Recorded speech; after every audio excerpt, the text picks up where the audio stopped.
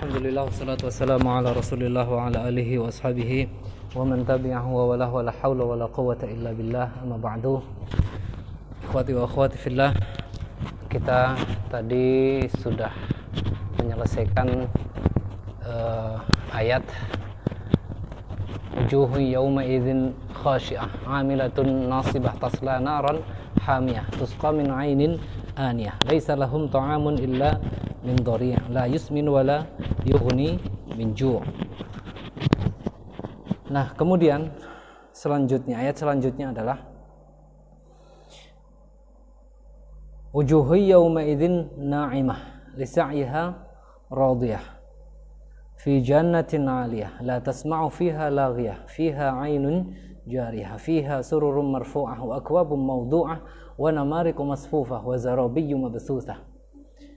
Nah, di dalam surat ini Allah Subhanahu wa taala menggunakan metode kontrastif, yaitu mengkontraskan antara dua keadaan yang saling berlawanan.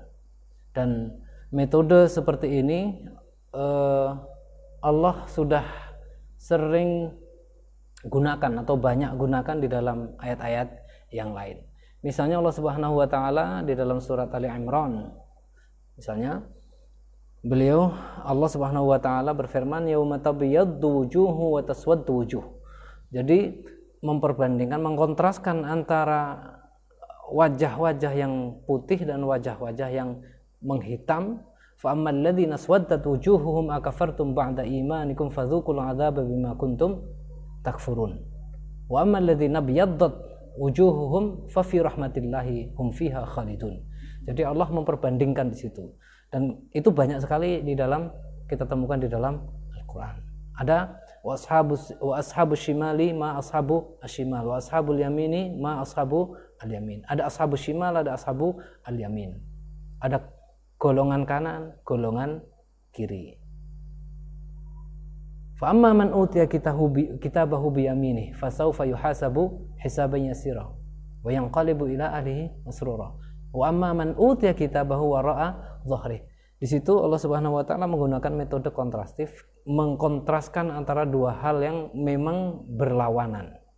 Nah, di dalam surat ini Allah Subhanahu wa taala juga menggunakan cara yang sama untuk menjelaskan kepada kita semuanya perbedaan keadaan dari dua jenis manusia yang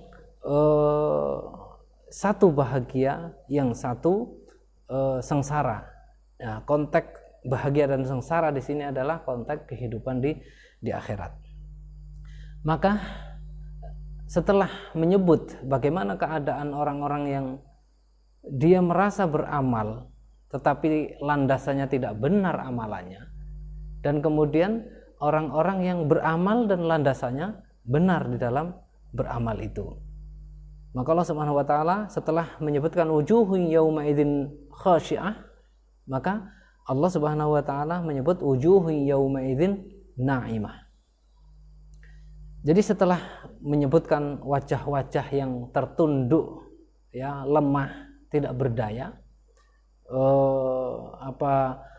bersedih, ya, ketakutan, maka kemudian Allah menyebutkan wajah-wajah pada saat itu, yaitu di hari kiamat, na'imah. Ai ya'rifun na'im, yaitu mengetahui kenikmatan yang ada di dalamnya, mengetahui kenikmatan yang ada di dalam di dalam hari itu, di masa itu. Lamma dzakara halal ashqiya'i sanna bi dzikris su'ada. Setelah selesai menyebutkan kisah orang-orang yang sengsara di hari kiamat itu, sanna bi dzikris su'ada, maka Allah Subhanahu wa taala menyusulnya dengan menyebutkan keadaan orang-orang yang berbahagia. Faqala wujuhun yauma idzin na'imah ay yaumul qiyamah. Pada hari itu yauma idzin itu artinya pada hari itu. Hari kapan itu? Ay yaumul qiyamah. Na'imah ay ya'rifun na'ima fiha. Dia bisa mengetahui kenikmatan yang pernah yang pernah dijanjikan, di mana dia berusaha di dunia dengan beramal dan melandasi amalnya itu dengan kebenaran. Wa innama hasala laha dzalika bisa'yiha, dan mereka merasa bahwa apa yang didapatkan di hari kiamat itu, nanti di hari akhir itu berupa kenikmatan, itu adalah hasil dari perbuatannya ketika di dunia.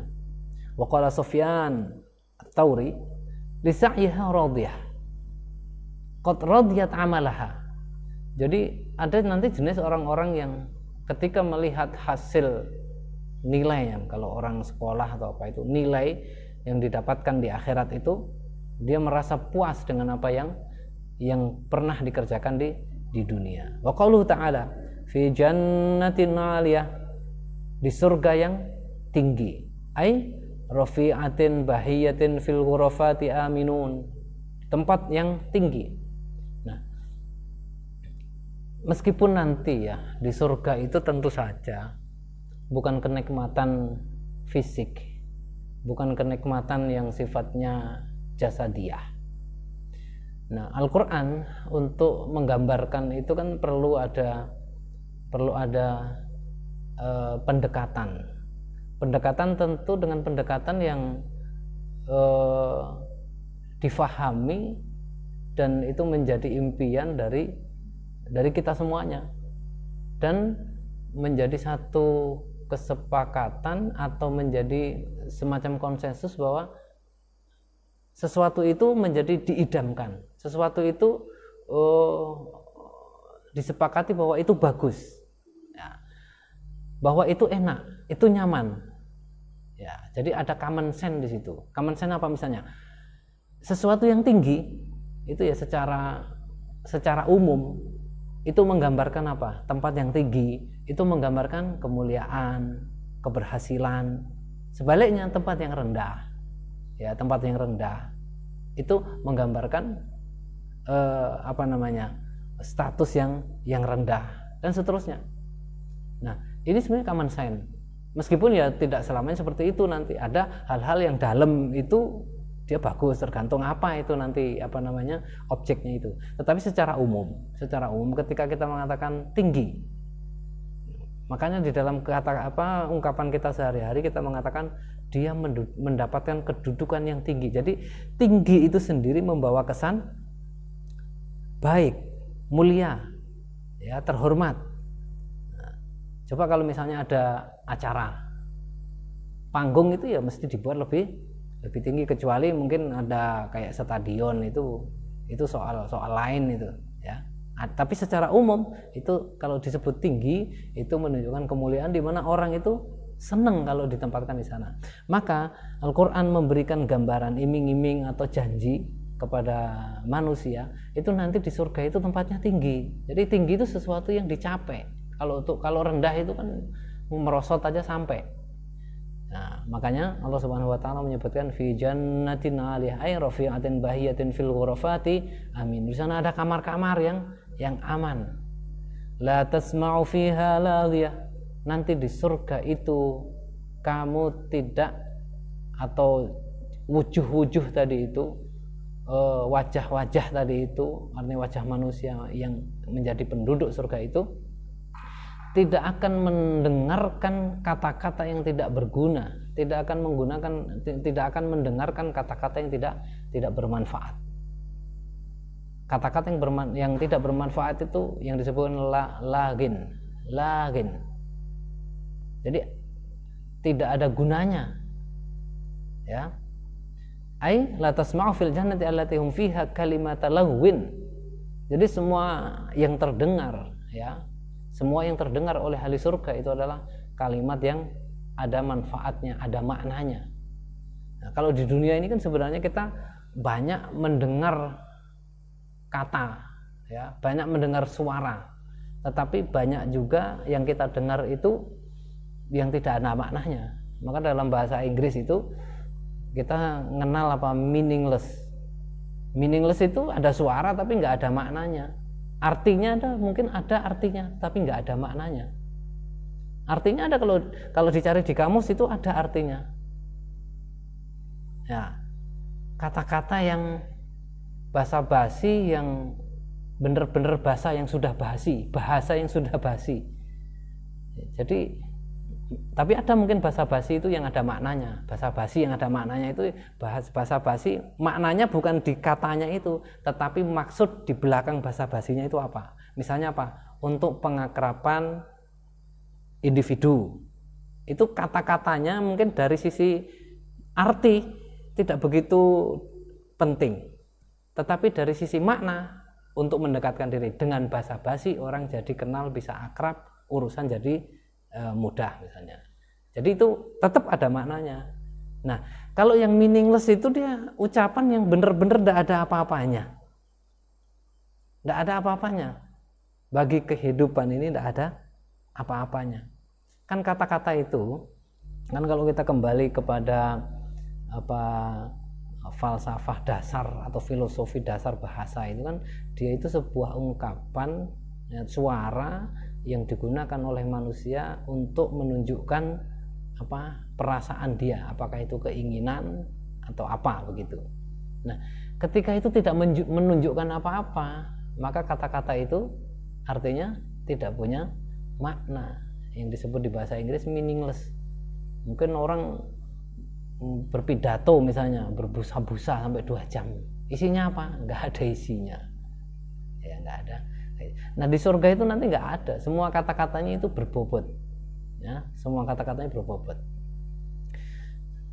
La yasma'una fiha lagwan illa salama. Ini sebagaimana yang dinyatakan oleh Allah Subhanahu wa taala dalam ayat yang lain, la yasma'una fiha lagwan illa salama. Mereka tidak mendengarkan di surga itu lagwan, kata-kata yang lagwu tadi itu, yang meaningless, yang tidak ada maknanya, illa salama, kecuali selamat, alhamdulillah, semuanya itu bersyukur karena dimasukkan ke dalam rahmatnya Allah Subhanahu wa taala. Dan ini mesti menjadi catatan penting bagi kita semuanya, karena kabar yang disampaikan oleh Allah Subhanahu wa taala dalam Al-Qur'an ini pasti akan terjadi, dan ketika hal itu nanti terjadi itu tidak bisa direwin, diputar ulang. Jadi kalau sudah mati, sudah kiamat, tidak akan ada lagi kehidupan manusia di dunia. Kehidupan itu terus berjalan, tidak pernah berjalan mundur, ya. Tidak pernah ada waktu itu berjalan mundur, terus berjalan maju. Ya. La yasma'una fiha lagwan illa salama, wa qala ta'ala la lawun fiha wa la ta'thim. Nanti di surga itu tidak ada di sana kata-kata lagwu tadi itu, wala ta'thim, juga tidak ada kata-kata yang sifatnya dosa, sifatnya kotor, ya, yang menyakitkan, tidak ada. Wa qala ta'ala la yasma'una fiha lawwan wala ta'thima illa qilan salama salama. Jadi yang ada itu cuma selamat. Nah, selanjutnya fiha ainun jariyah.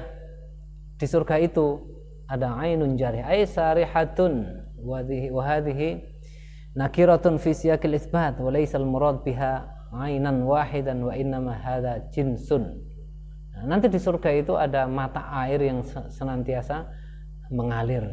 Nah, tentu jangan dibayangkan mata air di surga itu kemudian seperti air yang ini adalah pendekatan. Jadi pendekatan. Tentu Allah Subhanahu wa taala ketika menghitopi manusia itu dengan yang dipahami oleh manusia. Jadi ini juga menjadi common sense. Ini menjadi common sense. Jadi keindahan itu kan identik tadi, misalnya keindahan dan kemuliaan. Itu identik dengan apa? Kamar yang nyaman, yang aman. Tempat yang tinggi. Kemudian ada air, ada hijau-hijau, ada buah-buah. Itu common sense, itu semua orang yang ditanya pasti jawabnya itu kenikmatan seperti itu. Coba lihat misalnya di Google lah, di Pinterest atau apa. Kalau yang indah itu ya gambarnya itu mesti ada pohon, ada air, ada buah, ada bunga. Coba tulislah misalnya pemandangan indah, maka di Google itu akan muncul pohon, air, bunga, buah, gitu. Sinar yang bagus, tidak menyilaukan. tidak terkesan panas. Itu cara Allah Subhanahu wa taala berbicara dengan manusia, dengan sesuatu yang dipahami oleh manusia.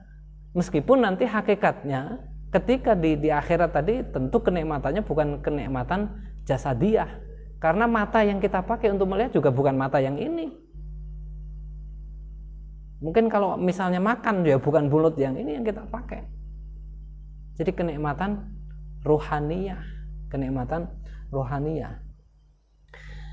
Tetapi ini ketika dibacakan di dunia, ya itu yang bisa digambarkan secara maksimal, ya, digambarkan secara maksimal. Ya.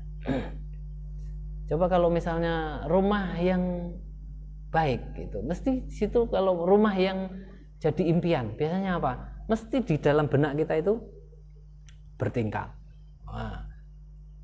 mengkilat, bercahaya, sejuk. Ada rumput yang hijau, mungkin ada air mancurnya, ada ikannya, ada buah-buahan yang gampang dipetik. Itu langsung tergambar di sini. Kalau Allah Subhanahu wa taala mau menggambarkan kenikmatan rohani yang tidak pernah dijalani oleh manusia, malah nggak ngerti. Manusia nggak ngerti, akhirnya malah nggak kepengin. Orang nggak pernah ngerti. Jadi misalnya kayak orang yang tidak bisa melihat orang buta. Coba digambarkan keindahan pemandangan di tepi pantai. Apa yang bisa dibayangkan? Enggak ada. Yang dibayangkan itu pantai itu ya suara. Grujuk-grujuk itu ketika digambarkan hijau itu apa? Enggak bisa mendefinisikan. Orang yang tidak pernah melihat hijau tidak bisa mendefinisikan. Orang yang melihat saja tidak bisa mendefinisikan, apalagi yang tidak pernah melihat. Jadi hijau itu apa? Orang yang tidak pernah melihat hijau, dia tidak tahu hijau itu apa. Nah, orang secara psikologis akan terangsang untuk menyukai sesuatu yang ada di dalam alam pikirannya. Nah, begitu juga Rasulullah Shallallahu Alaihi Wasallam ketika memberikan janjinya, memberikan iming-iming kepada para sahabatnya. Rasulullah juga melakukan hal yang sama. Ya.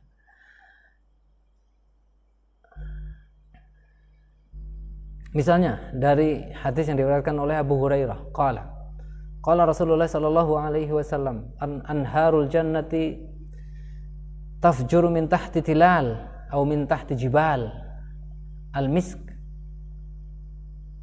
Sungai-sungai di surga itu dia memancar dari bawah gunung, atau min tahti jibal, atau dari bawah bukit atau dari bawah gunung. Dan itu seperti misik, fiha sururum marfu'ah, dan di dalamnya itu, di surga itu nanti ada dipan-dipan yang ditinggikan, ya, ay 'aliyatun na'imatun katsiratu al-furash murtafi'atus samki 'alaiha al-hurul 'ain. Qalu fa idza arada waliyullahi an yajlisa 'ala tilka as-surur al-'aliyah tawada'at lahu wa akwabum mawdu'ah wa namariqu masfufah. Ini gambaran-gambaran detailnya. Jadi semua yang dibayangkan oleh manusia yang menjadi keindahan dan kemewahan dunia itu, itulah yang digambarkan yang akan ada di surga. Wa namariqu masfufah. Qala Ibnu Abbas, an-namariq al-wasaid. Jadi ada bantal-bantal di sana, ya. Ada bantal-bantal yang empuk. Wa kadzalika qala Ikrimah wa Qatadah wa Dhahhak wa Suddi wa Tsauri wa ghairuhum.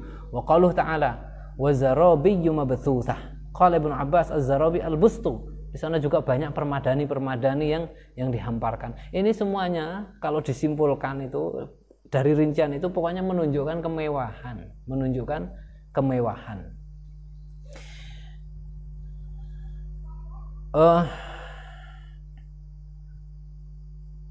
Ada riwayat dari Usamah bin Zaid. Usamah bin Zaid berkata, qala Rasulullah sallallahu alaihi wasallam. Rasulullah sallallahu alaihi wasallam bersabda, ala hal min musyammirin lil jannah. Apakah ada di antara kalian ini, kata Nabi sallallahu alaihi wasallam, yang mau menyingsingkan lengan bajunya untuk mengejar surga? Ketahuilah fa innal jannata la khatara laha wa hiya wa rabbil ka'bah nurun yatala'la wa raihanatun tahtaz wa qasrun musyayyad wa nahrun muttarid wa thamratun nadijah wa zawjatun hasna jamilah wa hulalun kathiratun wa maqamun fi abad fi darin salimatin wa fakihatin wa khadratin wa habratin wa na'matin fi mahallatin aliyatin bahiyatin. Rasulullah SAW di dalam hadis ini menggambarkan secara detail semua pokoknya yang nomor satu. Semua disebut yang nomor satu. Ada nggak yang mau menggapai surga yang surga itu adalah tidak pernah kalian bayangkan keindahannya, tapi gambaran sederhananya atau gambaran ininya. Kamu tahu permadani kan? Di sana banyak permadani. Kamu tahu kursi kan? Di sana banyak kursi. Kamu tahu sofa kan? Di sana ada sofa. Kamu tahu dipan kan? Di sana ada dipan. Kamu tahu semuanya. Ya, kamu tahu buah-buahan? Di sana ada buah-buahan. Kamu tahu ada kebun yang menghijau? Di sana nanti ada. Tetapi satu yang menjadi catatan, itu tidak pernah terlintas di benak kalian yang sesungguhnya nanti ada di sana. Qalu, maka para sahabat itu ketika mendengar ucapan Nabi Shallallahu Alaihi Wasallam ini, siapa yang mau menyingsingkan lengan bajunya untuk menggapai surga ini? Qalu, na'am ya Rasulullah, nahnul musyammiruna laha. Ya Rasulullah, kami mau semuanya, kami mau mengejar surga itu. Qala lah, qala qulu insyaallah. Qala al-qaumu insyaallah. Tetapi diluruskan oleh Rasulullah Sallallahu Alaihi Wasallam. Jangan bilang kalau disuruh langsung angkat tangan, saya pasti akan, nggak boleh. Inilah harus yang manusia yang tahu hakikat kehidupan, hakikat kenyataan, hakikat semuanya, dengan orang yang ketika ada satu stimulus itu yang muncul itu respon yang spontan, tidak dipikirkan jauh-jauh hakikatnya seperti apa. Hakikat kita itu manusia yang sebenarnya lemah. Jadi ketika ditawari gitu ya jangan bilang saya pasti bisa, jangan begitu. Katakan kata Nabi SAW, insya Allah. Di dalam Al-Quran dikatakan apa? Wala taqulu li syai'in inni fa'ilu dzalika qadan illa ayyasha Allah. Itu dikembalikan semuanya kepada Allah. Daya dan kekuatan itu semuanya dari Allah. Jadi orang itu tidak boleh menyombongkan kekuatan dirinya sendiri. Kalau nggak menghendaki ya tidak jadi. Bahkan ini selevelnya para sahabat ini diluruskan oleh Nabi Shallallahu Alaihi Wasallam. Ya, jadi jangan bilang siapa yang mau kami bisa, nggak bisa begitu.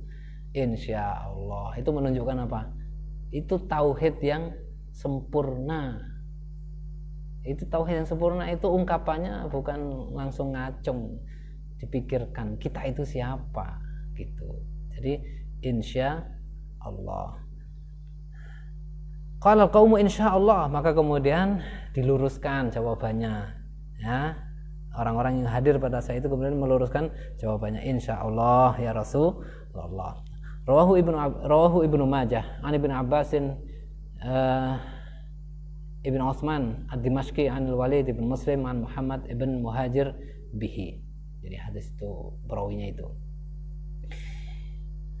Yaqulu ta'ala amiran ibadahu bin nadhari fi makhluqatihi ad-dalati ala qudratihi wa 'azamatihi. Nah, kemudian setelah menceritakan atau mengkontraskan antara dua keadaan, al-ashqiya orang-orang yang celaka dan kemudian as-su'ada orang-orang yang bahagia nanti di akhirat, maka Allah Subhanahu wa taala memerintahkan hambanya untuk apa?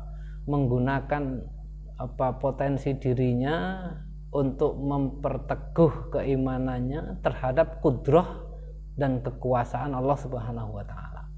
Maka Allah Subhanahu wa taala di dalam ayat berikutnya menyatakan apa? Afala yanzuruna ilal ibili kaifa khuliqat? Apakah mereka itu tidak melihat memperhatikan unta, bagaimana unta itu diciptakan. Nah, ini sampel sebenarnya unta, bukan berarti unta itu lebih lebih mulia atau lebih baik dari binatang yang lain. Ya ketika disebut di dalam Al-Qur'an ya konteksnya karena orang-orang mukhatabnya pada saat itu yang hidupnya itu taunya atau kebanyakan tahu itu adalah unta, maka ya yang disuruh dilihat ya unta. Kalau konteksnya masyarakat Arab pada saat itu yang diajak bicara, yang tidak pernah melihat lautan misalnya, atau yang tidak pernah melihat misalnya binatang yang ada di tropis misalnya, belut misalnya, apakah mereka tidak melihat belut? Malah nggak ngerti. Maka ketika Allah Subhanahu wa taala menyatakan afala yang zuruna ilal ibil, itu bukan berarti ibil itu lebih mulia daripada sapi, bahwa unta itu lebih mulia daripada sapi, bahwa unta itu lebih bagus daripada kambing. Ya secara binatang ya binatang, dan binatang itu mempunyai karakter sendiri-sendiri. Kenapa kok yang disebut unta? Ya karena konteks tempat, konteks zaman. Itu namanya muqtadul hal. Jadi ayat ini ketika turun pada saat itu muqtadul hal, yang ditahu oleh orang itu ya unta. Coba kalau misalnya apakah mereka tidak melihat belut? Kalau orang Arab pada saat itu disuruh melihat belut, padahal belut juga ada keistimewaannya, bukan berarti tidak ada keistimewaannya. Kan malah bingung di mana nyari belut di padang pasir. Bisa jadi tidak kenal gitu. Oleh karena itu sekali lagi jangan sampai ketika kita memahami setiap yang disebut itu kemudian bahwa itu lebih mulia dari yang lain. Itu sampling sesuai dengan konteksnya. Afala yang zuruna ilal ibili kaifa khuliqat. Ya karena kan ada juga yang kemudian berdasarkan ayat ini kemudian disebutkan, ini unta ini binatangnya luar biasa. Iya luar biasa unta. Luar biasa itu dibandingkan dengan apa? Dia kuat jalan misalnya, dia kuat jalan jauh. Tapi nanti ada juga kekalahan unta dari binatang yang lain, misalnya dengan kuda misalnya, kalah cepat dia sama kerbau misalnya, kalah kalau ndekem di got atau ndekem di lumpur ya lebih kuat kerbau atau kuda nil. Nah itu sekali lagi, jadi cara memahami ayat itu hendaknya jangan terjebak sama seperti itu. Fa innaha khalqun ajibun wa tarkibuha gharibun fa innaha fi ghayatil quwwati wa shiddati wa hiya ma'a dhalika talinu lil hamli at-thaqili wa tanqadu lil qa'idi ad-dha'ifi wa tu'kalu wa yantafi'u wa yuntafa'u biwabariha wa yushrabu labanuha wa nuhibu bidzalika li'anna al-araba ghaliba tawabihim kanat al-ibil. Nah, kemudian disebutkan oleh Ibnu Katsir misalnya, kenapa di situ? Karena ibil itu ya makhluk yang dominan ada di sana pada saat itu. Ya memang dia juga punya keistimewaan yang tidak dimiliki binatang lain, tapi juga bisa dibalik, binatang lain juga punya keistimewaan yang tidak dimiliki oleh unta. Ya. Jadi misalnya begini, kalau mau banding-bandingan, lebih mulia atau lebih istimewa mana landak sama unta? Ya tergantung kan gitu. Tergantung, kalau untuk dinaiki ya unta, kalau landak nggak bisa dinaiki. Tapi kalau untuk tusuk-tusukan durinya ya lebih menang landak kan gitu. Nah, ya memang secara manfaat unta banyak manfaatnya ya.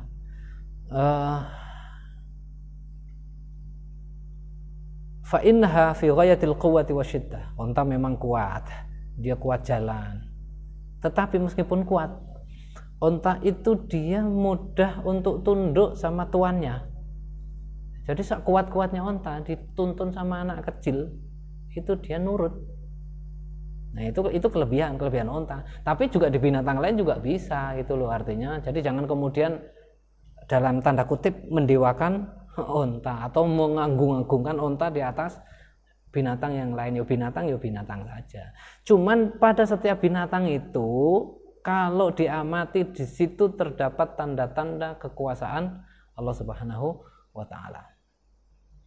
Nah, kalau ini ayatnya turun di Indonesia misalnya, kalau kita berandai-andai, afala yang zuruna ilal ibili kaifa khuliqat.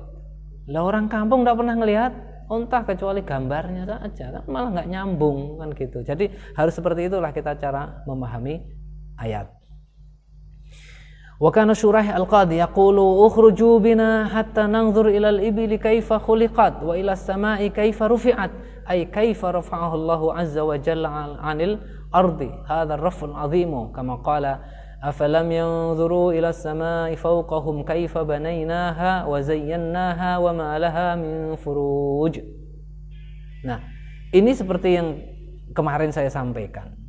Jadi ketika generasi awal umat Islam itu membaca Al-Quran, maka bacaannya itu adalah bacaan yang dialogis dan pembacanya itu adalah pembaca yang responsif. Maka Syuraih Al-Qadi ketika membaca ayat ini langsung ngajak murid-muridnya ketika sedang menjelaskan tafsir. Jadi tafsirnya itu benar-benar tafsir yang kontekstual banget dan kemudian tafsir yang membumi. Maka Syuraih Al-Qadi ketika membaca di hadapan murid-muridnya menjelaskan ayat ini, keluar kita amati unta itu. Ukhruju bina hatta nangzur ilal ibili kaifa khuliqat. Kita lihat gimana sih, kita amati unta ini. Kenapa kita disuruh oleh Allah untuk melihat, memperhatikan unta ini. Wa ilas sama'i kaifa rufi'at, dan mari kita perhatikan langit itu. Jadi tafsirnya itu bukan tafsir bukan tafsir cangkeman, bukan tafsir hanya mulut saja, jadi langsung tergerak itu. Kaifa rafa'ahu Allahu azza wa jalla 'anil ardi, karena itu kalau orang mau memperhatikan langit itu luar biasa dahsyatnya. Berapa kekuatan yang diperlukan untuk menopang langit yang tanpa tiang. Bi ghairi amadin tarawunaha, kata Allah. Tidak ada tiang yang menyangganya, tetapi tidak runtuh. Kubah yang segede itu mungkin tidak ada yang insinyur yang bisa menghitung bahwa harus berapa juta ton atau berapa miliar ton baja yang diperlukan untuk menyangga langit itu. Tetapi Allah SWT menciptakannya itu tanpa tiang. Nah, renungkanlah yang hal-hal yang seperti itu sehingga menambah keyakinan kita terhadap kekuasaan dan kemahaagungan Allah Subhanahu wa taala. Wa ilal jibali kaifa nusibat, dan lihatlah bagaimana gunung itu ditancapkan. Ju'ilat mansubatan fa innaha thabitatun rasiyatun li alla tamidal ardu bi ahliha wa ja'ala fiha ma ja'ala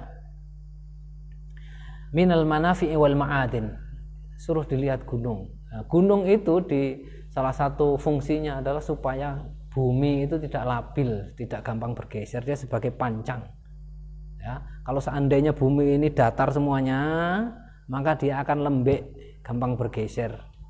Ya, dan adanya gunung-gunung itu sebagai bandul, sebagai tiang pancang yang agar bumi ini tidak mudah bergeser, tidak labil. Dan ini saya kira orang-orang ahli geologi ya yang belajar tentang struktur tanah dan seterusnya paham betul bagaimana fungsi gunung-gunung itu. Wa ilal jibali kaifa nusibat wa ilal ardi kaifa sutihat, dan bagaimana bumi itu dihamparkan oleh Allah Subhanahu wa taala. Suruh ngelihat itu, kok bisa begitu.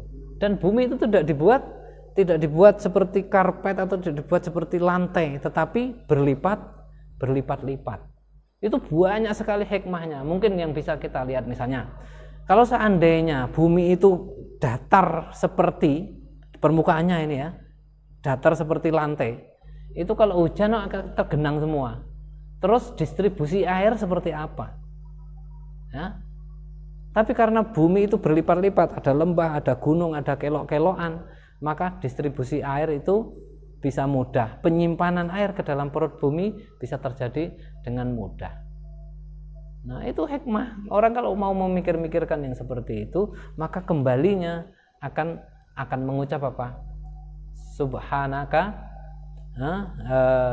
Fakina ada benar, maha suci engkau ya. Rabbana ma khalaqta hadza batila subhanaka faqina ada benar. Maka ucapan yang akan muncul itu subhanaka faqina ada benar.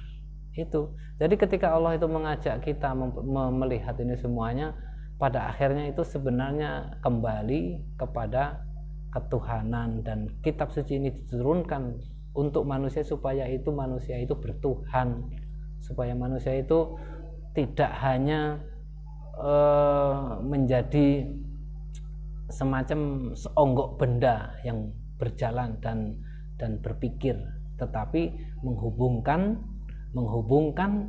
dunia yang sekarang ini kepada dunia yang tinggi, yang tembus ke langit, dan kemudian kepada dunia yang akan datang. Subhanakallahumma bihamdika asyhadu an la ilaha illa anta astaghfiruka wa atubu ilaik. Assalamualaikum warahmatullahi wabarakatuh.